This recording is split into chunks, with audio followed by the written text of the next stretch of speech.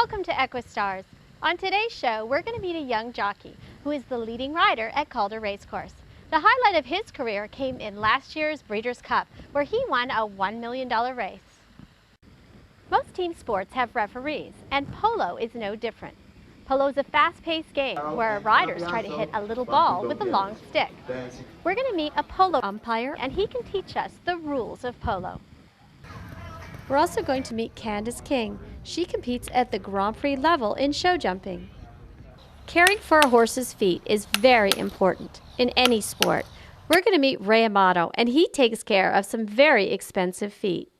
This week's next EquiStar is 12-year-old Victoria Arut. She competes in the Pony Hunter division.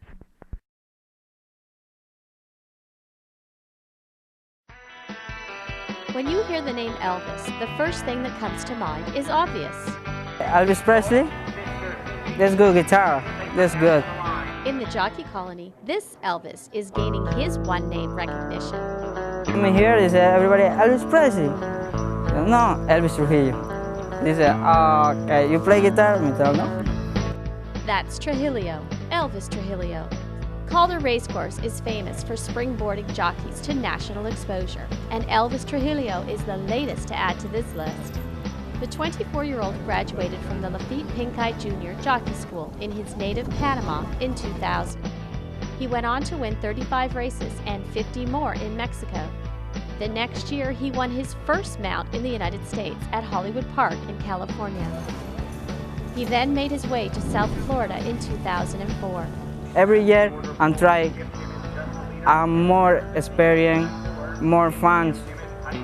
You know, that is good. His agent is Cliff Collier, and they have developed a solid working relationship.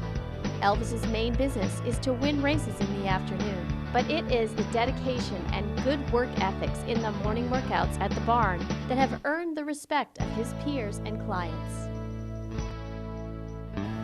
I've used Elvis all summer since Eddie Castro left here, and he's improved since last summer at least 100%.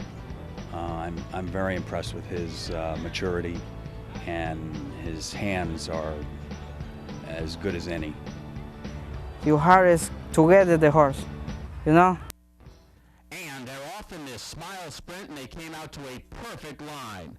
In Paradise Dancer in the Grade 2 smile sprint, and Mock Elvis won his first riding title last season at Calder and scored his career highlight in 2007 by winning his first Grade 1 stakes race and going on to win many other stakes races throughout the year. But the best win was his first Breeders' Cup race aboard a filly named Merrifield.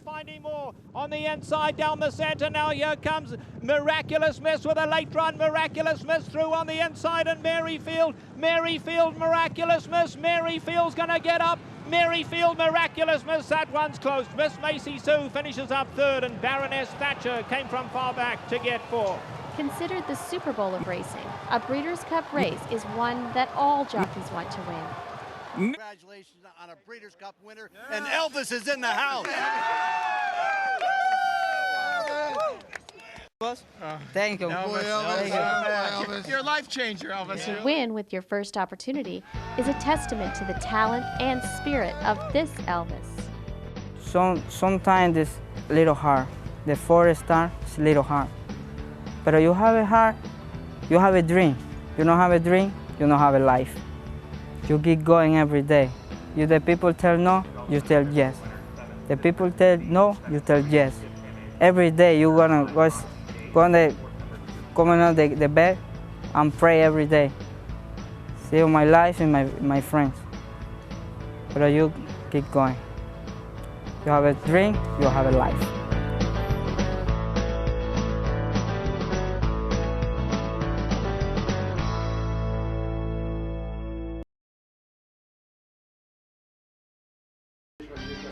Show jumping is an exciting sport to watch as a spectator, but it's even more exciting as a competitor.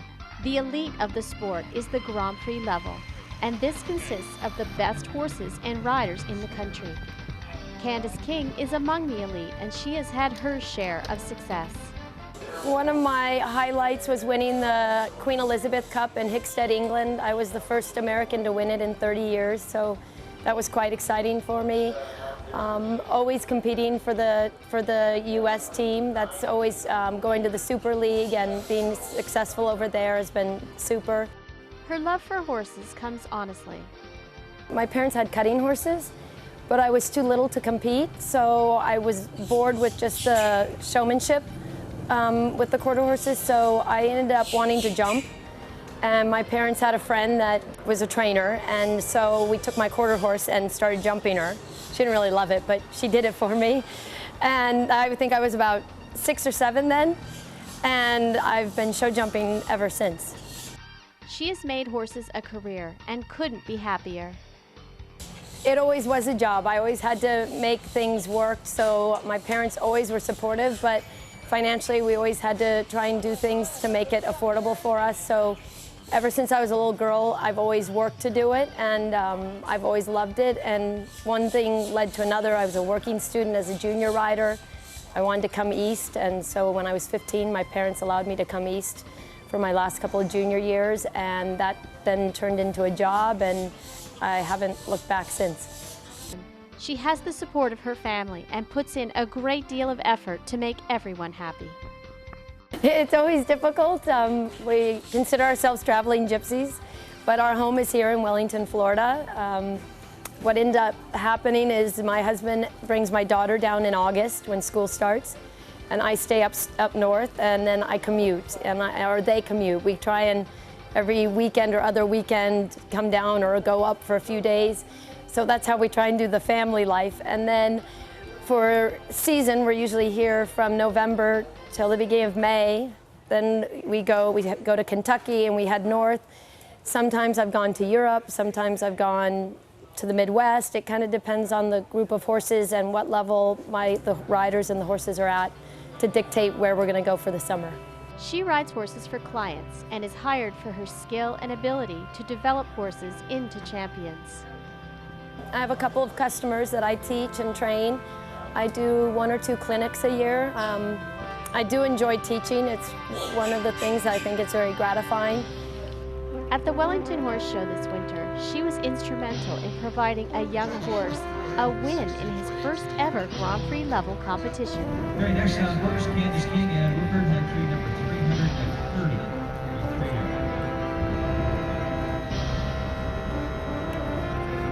On today's Candace King shows the owners of Scareland Stables of Pittsburgh, Pennsylvania. One thing about myself, no one's ever been able to say that I only ride one type of horse. For sure, I like to adapt to their characters and like to get to know them. Developing young horses takes skill, talent, and a lot of patience. Fortunately, Candace has them all. The more I kick him, the more he kicks out. And I have to yell at him because that's the only thing that he'll stop.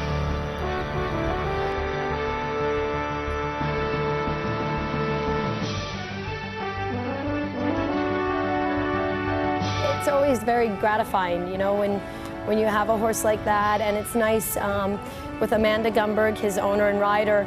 You know, last year we spent a long time all year having him interact with the two of us because he has a lot of ability, but he was a little bit challenging mentally. So we took a long time last year of trying to step him up and back down, and she and I share him, which is a little bit of a unique situation for a Grand Prix horse, and he really enjoys his job for both of us.